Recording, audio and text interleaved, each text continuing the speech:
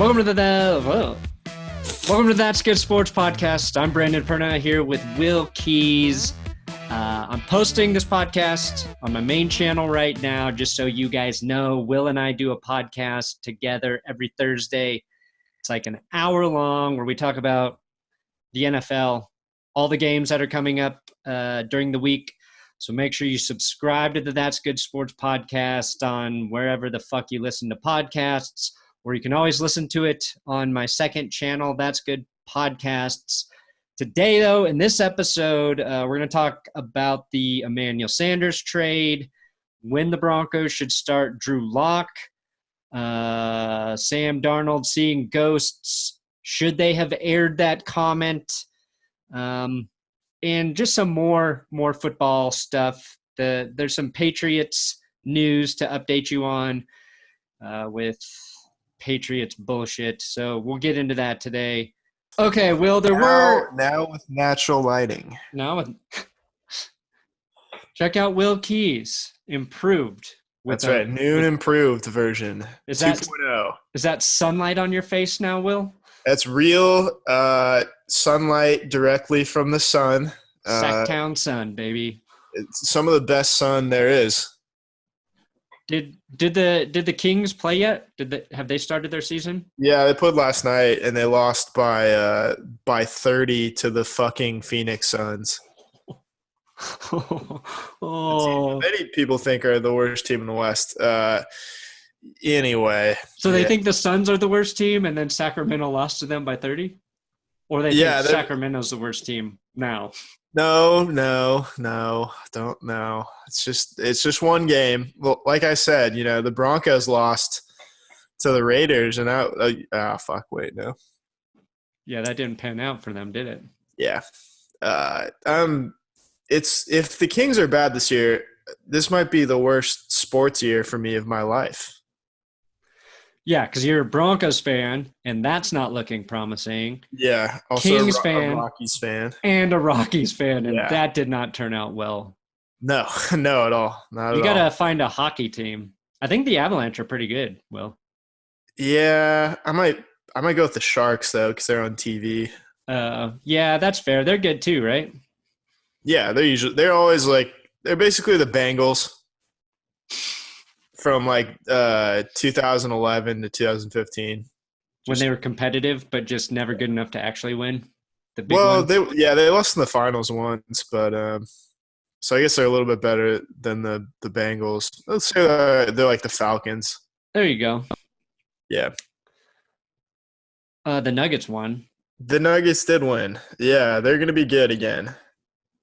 I don't think anybody's denying that. They could be, they could be in the finals this year. I'm just saying it.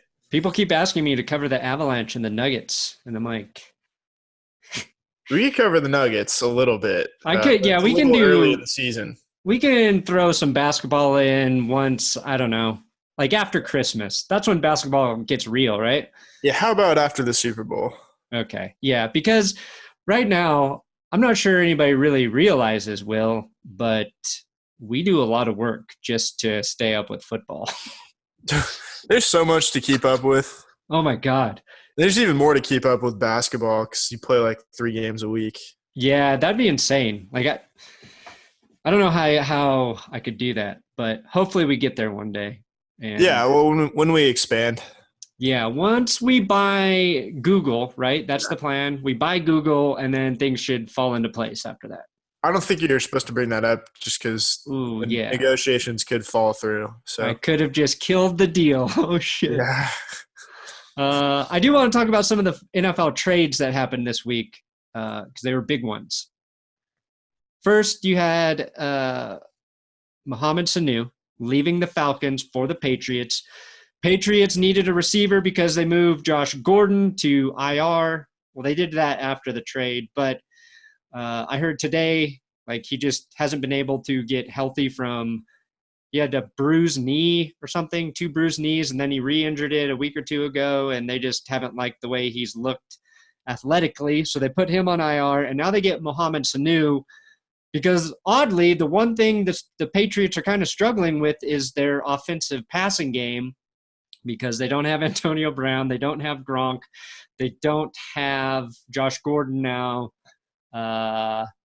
They still have Julian Edelman. They have other guys, and they are fine because their defense is playing so well. Do you like the Mohamed Sanu trade for the Pats? I like it. I don't think it's really going to make that much of a difference for the Patriots.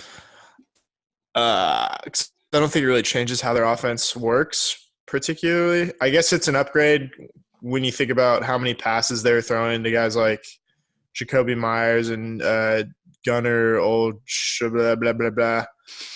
Yeah, all the guys we don't know who we will know in the playoffs.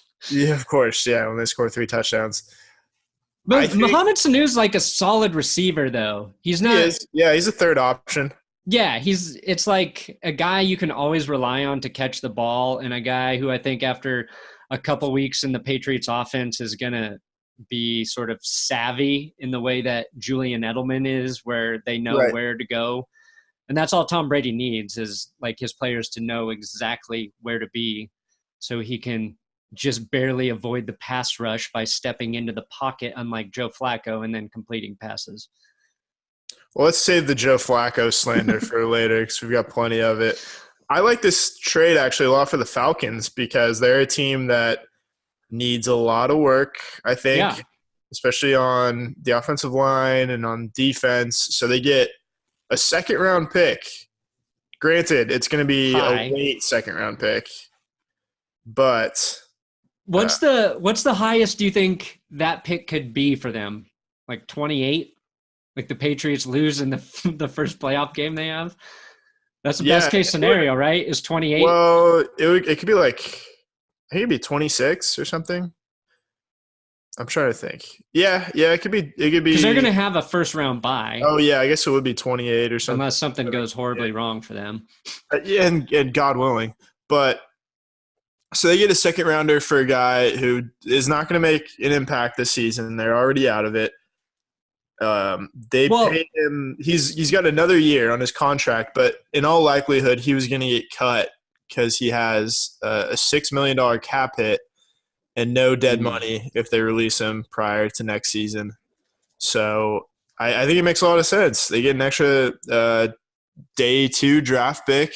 They need, like I said, they need help, and they have receiving talent already. They obviously Julio Jones, Calvin Ridley, and Austin Hooper.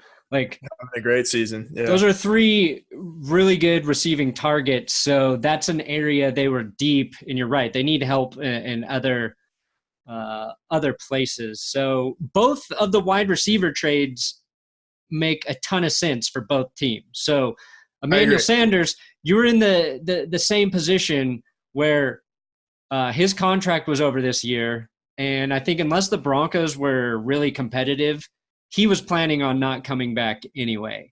I think there's been tension there ever since they haven't been good.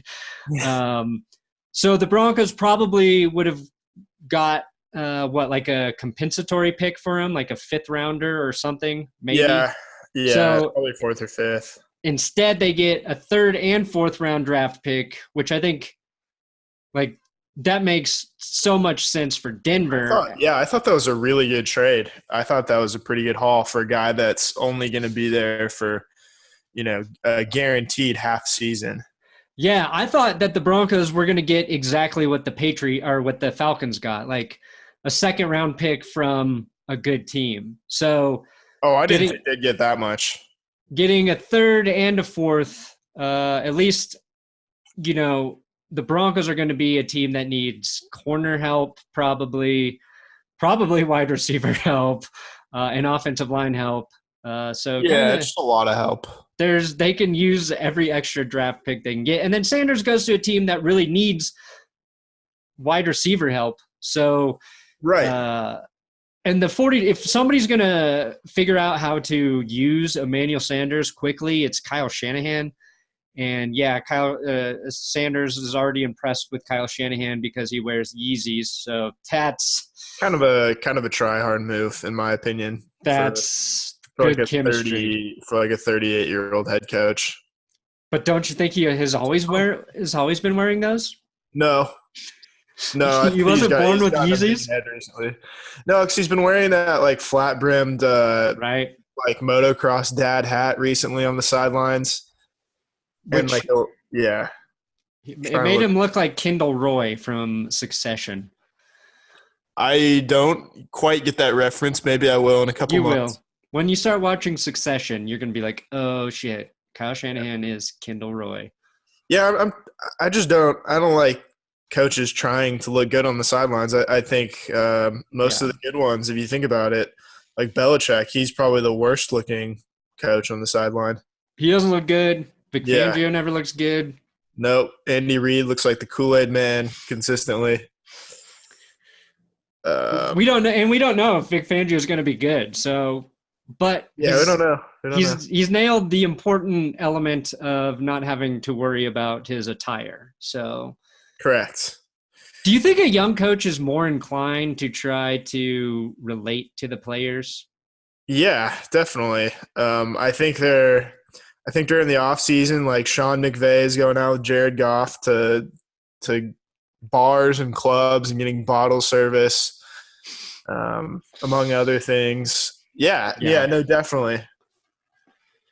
Maybe there's probably some older coaches too that haven't been successful that are trying to relate to their players, and it's becoming a Steve Buscemi, hello fellow kids kind of situation there. I'm trying to think of names that come to mind. Probably like Dan Quinn or something. I don't know. Doug Marrone maybe.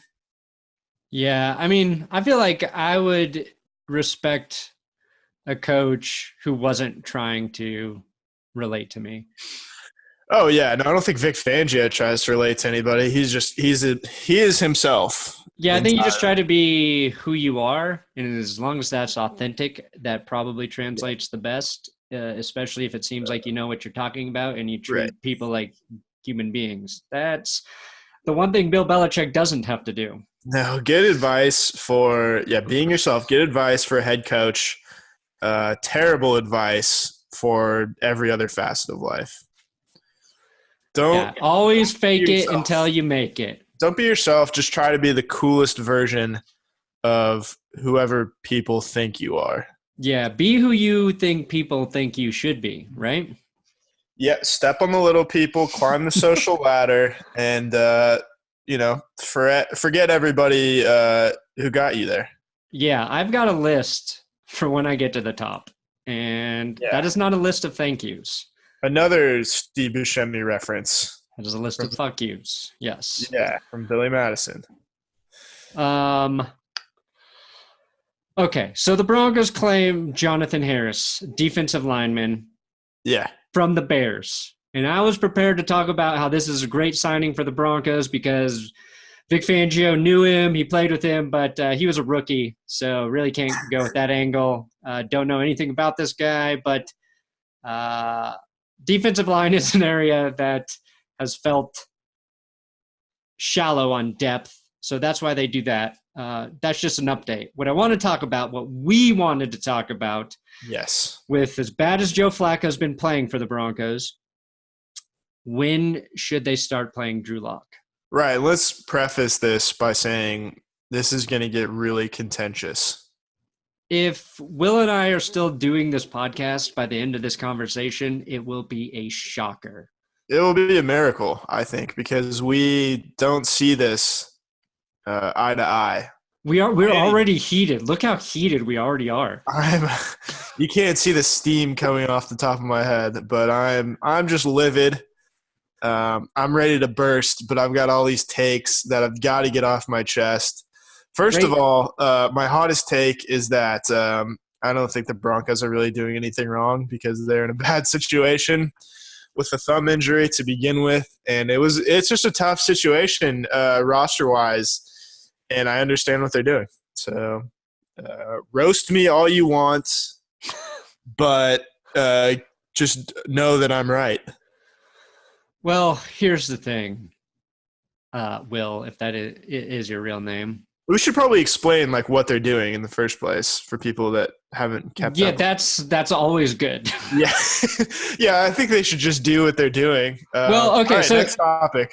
So right now, the Broncos are waiting to start practicing Drew Lock. He is currently on IR. Yeah. Designated to return. He is able to practice now, and you have to practice for 2 weeks before you can play after coming off IR, something like that, right? I don't think there's a rule. I don't know if there is, but I let's think go. you got to practice Let's for go like with a week or yes. two. Yeah. Whatever Good. is correct, just pretend like we said that. Okay.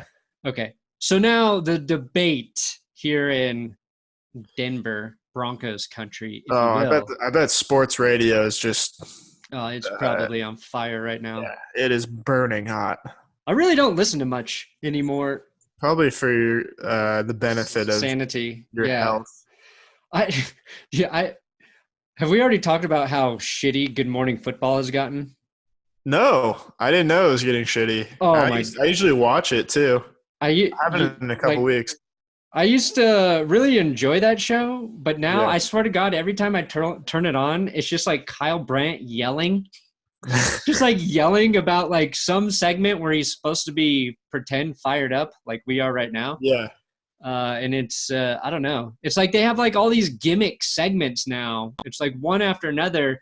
And they used to just sit around their table and talk football, and I felt like they made decent points and it was entertaining. And now it's like they're trying to I don't know, be entertaining. It's bothering me. They're trying to be entertaining. How dare them? They're trying to be entertaining in the wrong way. All right, I'm going to give them the benefit of the doubt because you and I do this for 1 hour a week, and they have to do it for 15 hours a week. They have to be on television spouting off takes 15 hours a week. I'm not saying I wouldn't do it because you and I would gladly dethrone Kyle Brandt and Pete Schrager, whoever he is, big nerd, big-time football nerd. I don't know how he even got that job. He's a dweeb, and if I see him, I'm going to stuff him into a locker and then take his job. I'm saying it's getting overproduced. Okay. Okay. They're replacing some of their just genuine conversation with these gimmicky segments that take away from what I thought made the show good. Well, maybe you should write a letter to them. And those, you know what we do, Will? We write 10 to 15-minute episodes almost every day that are like fucking gold monologues from shitty late night shows. And that ain't easy either. No. And usually monologues last like 3 minutes on late night. Yeah, ours are a lot longer. And better. Okay. Drew Lock. So Horsecock Lock himself. Yep. Horsecock Lock. People want to know what the Broncos have in a quarterback. So the debate is, do you play him at all this season? Right now, it looks like he won't be activated or starting to practice until like week 14. So it looks like the Broncos' plan is to play him. That's what Mike Cliff said. The final game or two, right? Yeah, I think that's a mistake. First of all, I think they should give him at least 4 games. Okay, 4 games I can live with. I think he should be practicing right now, and I think he should play as soon as possible because the more reps you can get in a season that's going nowhere, I think is beneficial. Assuming his thumb is healthy. No, he sprained his thumb, which we don't have that. I've sprained my thumb before. It's very hard to grip a football afterwards. Yeah, but it's throw it at an NFL level. It's been like 10 or 11 weeks. Drew Brees had thumb surgery, and he is supposed to play this weekend. Okay. So, you made a point saying that, Drew Lock has been out with the injury. He only played half preseason, so he needs to practice with the team to get a feel before they throw him out there. I agree with that. Yeah. And I think it should just be as soon as possible, assuming his fucking thumb is healthy. Okay. I don't think you can do it as soon as possible because the whole point of this is to evaluate him and see if you want to stick with him. But if you throw him out there too early without getting enough practice and like still having, questionable thumb situation, I don't think it's going to go well. I think it'd probably be a disaster if he went in with just like a week of practice or something.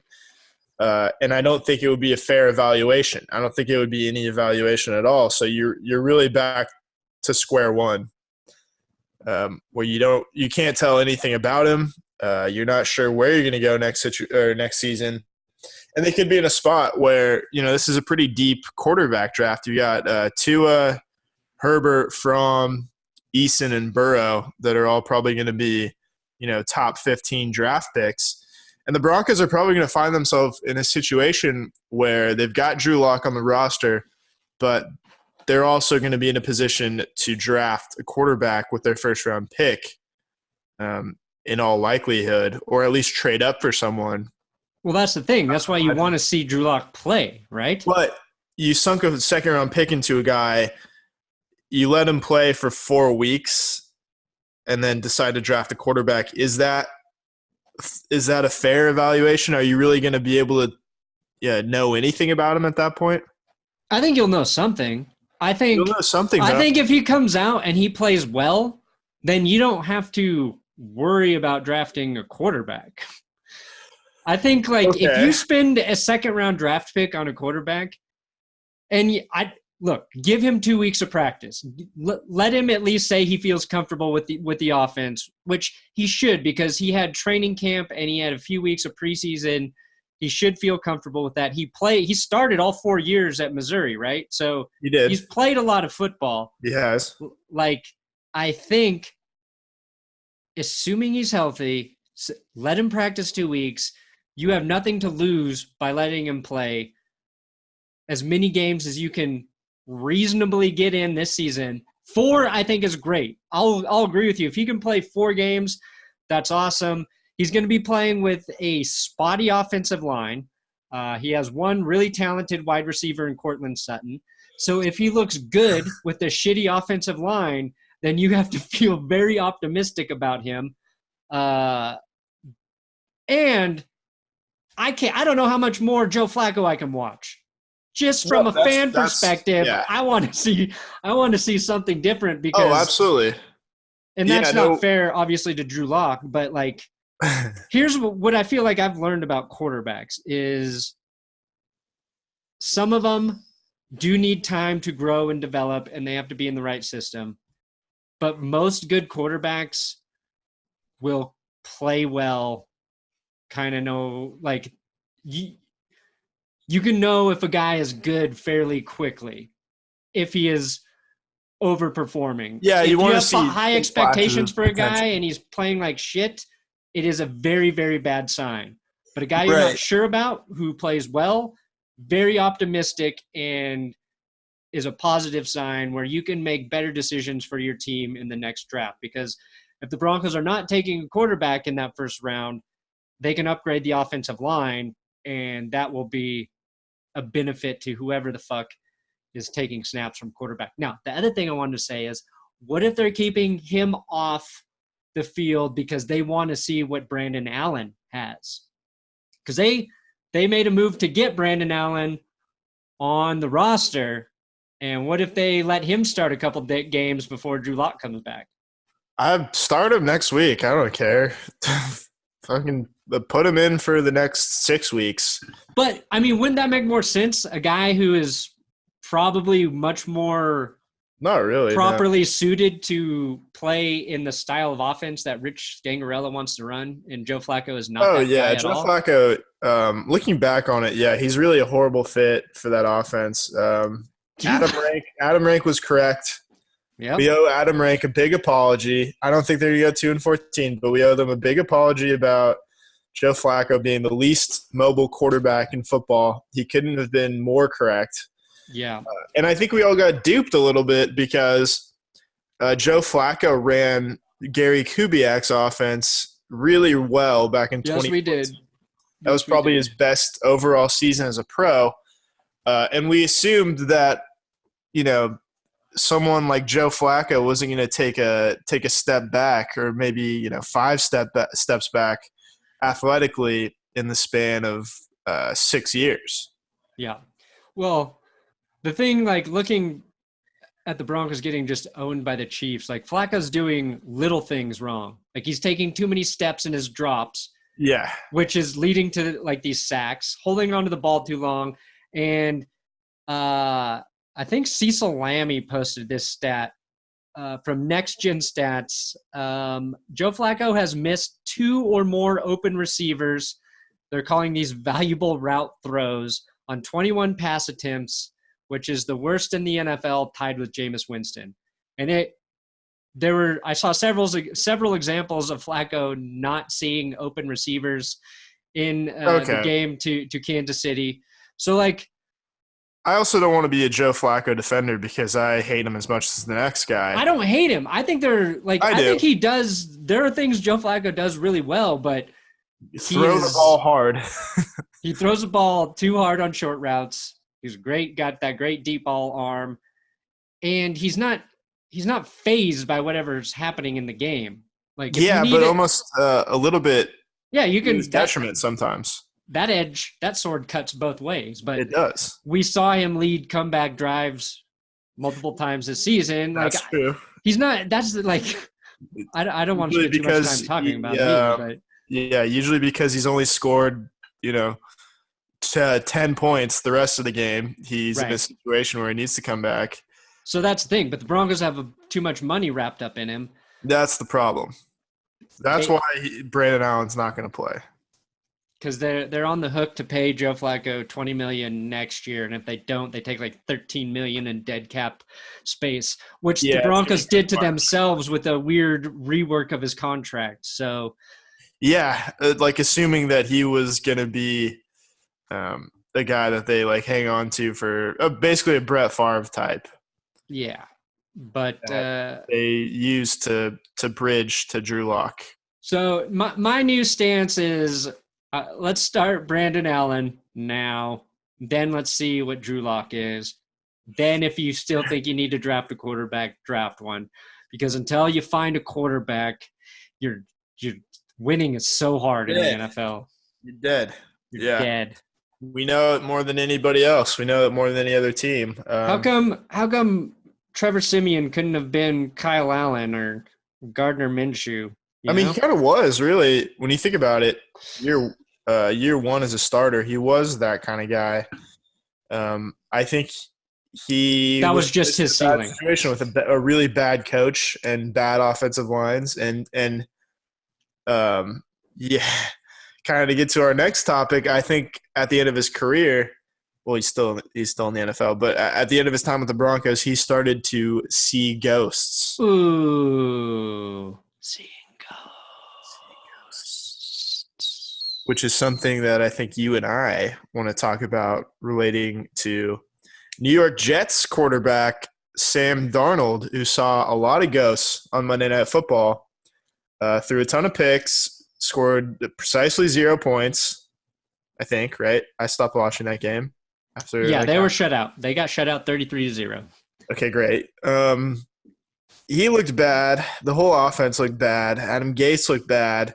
And ESPN looked pretty bad for sharing that clip with us on their mic'd up segment in the middle of the game, showing Sam Darnold looking at the Microsoft Surface tablet, looking at his reads on the game film, and popping his head up and saying, "I'm seeing ghosts," which is not a clip that you should share publicly with an NFL quarterback, because usually those things are approved before they air them, and there's an NFL Films rep that tells them what they can show and what they cannot show.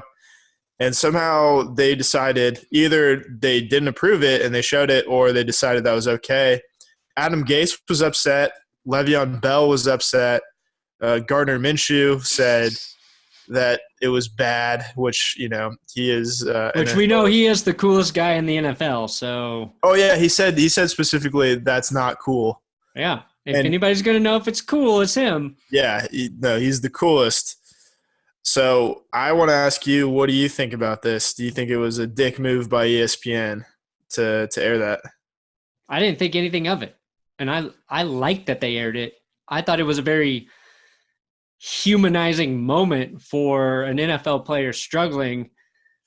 And him saying, like, I'm seeing ghosts out there, to me feels like the nicest way a guy can criticize himself about making mistakes, and also entertaining. The part that sucks is, it's going to draw attention. It's going to be a meme. Like, it's going to be like all of the negative shit you wouldn't want it to be. And I understand that part of it, but I would personally like to see more players admitting when they've fucked up, because it makes me feel better about my life. Okay. I understand that. But, okay, so these guys have an image to uphold as professional athletes. I'm not saying as role models, but they have to sell themselves for advertisements, jerseys, Right. for all these kind of things, for endorsements. And you're saying ghosts, there's not a lot of money in ghosts. No, like he could do maybe if you would have said, like, I'm seeing Jersey Mike's out there. You could sponsor like Spirit Halloween or something. Oh, that is. I hear haunted houses make a lot of money every year. So they do, yeah. I thought about going to a haunted house last week, and it was $30 fucking, and I said no, thank you. I'll just scare myself by looking at my student loans. I didn't actually take out any student loans. Smart man. Yeah. Very smart. Yeah. I mean, like, I don't know. I thought it was pretty innocent, I guess. But I say some fucked up shit on my show. So, like, what do I know? I'm probably the wrong person to assess this. Correct. And I have very little shame. So. Yeah, when you had douchebags on the Patriots like Kyle Van Noy making fun of him after the game. Well, that's the thing. Then you have like reporters asking the opposing team about the comment immediately after the game. That's the part that's probably fucked up. Like, I think reporters are stupid media talking point. I wouldn't be surprised if ESPN did that just so they could make a story out of it. Yeah, that's fair. I think that part of it's that part I think is stupid. Asking an opposing team who just shut out a 21-year-old quarterback on primetime football about a comment he made during the game that they didn't know about and wouldn't know about until, they got home or whatever. This is a guy that just had mono. And he just beat the Cowboys. I don't know how that factors into it, but he just played a great game against the Cowboys. Yeah. Like, playing bad games like this is part of being a young quarterback. Yeah, against a really, really good defense like the Patriots, which is another thing we're going to talk about. How good do you think this Pats D is? Are they historically good, or have they just played a really, really shitty schedule so far? It is so hard to evaluate. I think the evidence that they are very good is because of what they did in the Super Bowl to the Rams, right? But yes. The competition they have played this year is insanely bad, and their lopsided, like, turnover stats and sacks all reflect that they're playing quarterbacks like Sam Darnold having an awful night, a Luke Falk, Josh Allen throwing 3 interceptions, Fitzpatrick Rosen, Daniel Jones. Like, they're just feasting on guys who don't know how to play the game yet.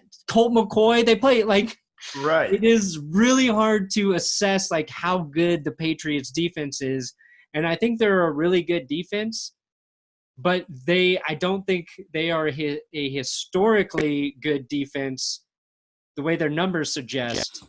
I think they are historically very lucky with who they have played so far. Well, they get Baker Mayfield next, who leads the league in interceptions. Yeah, so they have 18 interceptions right now, which is an absurd number. Yeah. I think the Broncos teams aren't going to get that all year. 5, yeah. They have a plus 14 turnover differential, which honestly is surprising to me. I thought it was going to be higher than that. Apparently the Patriots offense has turned the ball over 7 times, which was surprising to me. Yeah, Brady's thrown more picks than 5 picks. You've seen him usually throw. Yeah, so I think we just have to see them play a good team.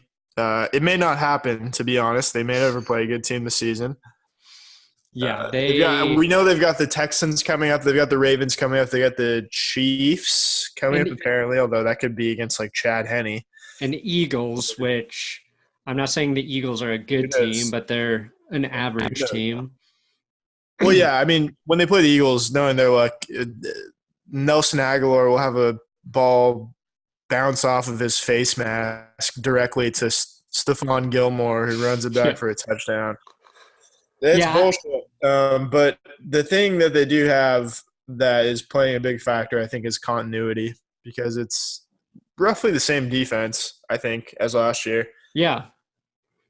And another year in the same system, the same system they've had since the year 2000. Yeah, basically year 20 is the 20th anniversary of their defensive system. Yeah, they got that shit figured out. Yeah, and they didn't have a defensive coordinator for part of the offseason. Yeah, they don't need one. No, they don't. It's really Bill Belichick. Bill Belichick. And his son's doing a lot of the coaching, too, on the defensive side of the ball, and somebody else. Sure. But I thought this is weird. Adam Schefter is trying to promote the idea that Tom Brady is more likely to play for another team than stay with the Patriots.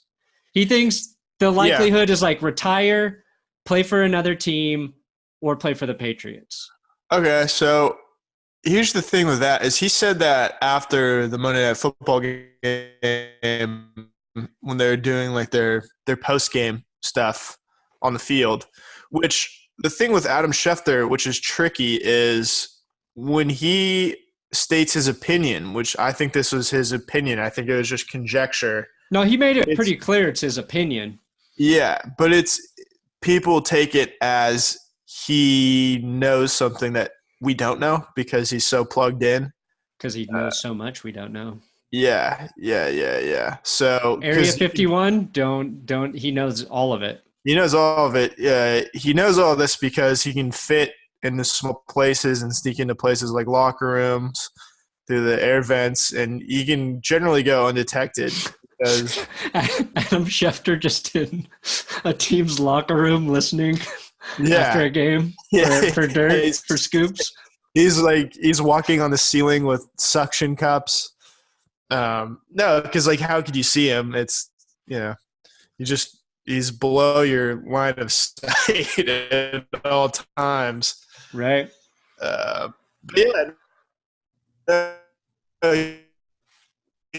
he's integrating opinion with reporting, and I think this is just opinion. You were kind of cutting out there. Oh, okay. Well, I was saying, the problem is people are conflating opinion with reporting, and this was just his opinion. Yeah, but he's just like he's not that guy who kind of he doesn't come out there with ridiculous opinions often. So maybe this is ESPN trying to encourage him to do that, or maybe. I don't know. But what it made me think about, Will, is let's say Tom Brady does retire after this season, which I think there is a good chance of that. This would be a very good season for the Patriots to acquire a quarterback who could possibly be a free agent. Yeah, there's going to be a lot of quarterback movement this year. I know you I made you a list here. And I'm not saying all of these will even become free agents. But if one of these guys got wind that the Patriots would take them, if they did become a free agent, which I think they all fucking would do, the Patriots could choose between Phillip Rivers, Jameis Winston, Marcus Mariota, Dak Prescott, Jacoby Brissett, Ryan Tannehill, Teddy Bridgewater, Josh Rosen, not a free agent, but I'm going to just say he is in play to go to any team. For all intents and purposes. And Cam Newton. So I think you're looking at Rivers. I think they'll give Mariota like half of a chance. Tannehill and Rosen. And I think I think Rosen actually makes a lot of sense. I think he would do really, really well on that team. I think Josh Rosen makes sense, and I think Teddy Bridgewater makes sense. I don't think they'd go into a season with Rosen. I think they could have him on a roster and see how he does. I think they were probably pretty interested in him in the 2018 draft. But I don't think – obviously they didn't have a chance to get him because he was drafted at 10. But I think if it came to that, yeah, I think they would be able to plug him in, and he would be at least as good as Brady has been for the last 10 years, maybe a little bit better. What about Rivers? I don't think Rivers is going to go anywhere. I don't think he is either, but – oh, yeah, of course he'd be good. Do you think that would make sense? If Brady, oh yeah, no, they would cruise to a Super Bowl. They'd probably go 19-0 with Rivers, considering how big of an upgrade that is. Oh, he could shake off so much criticism with that move from us. Yeah, no, he could. Well, no, I mean, because yeah, I guess so. That'd be really, really conflicted. I mean, he could probably throw 2 fourth-quarter picks every week and win 14 games with the Patriots.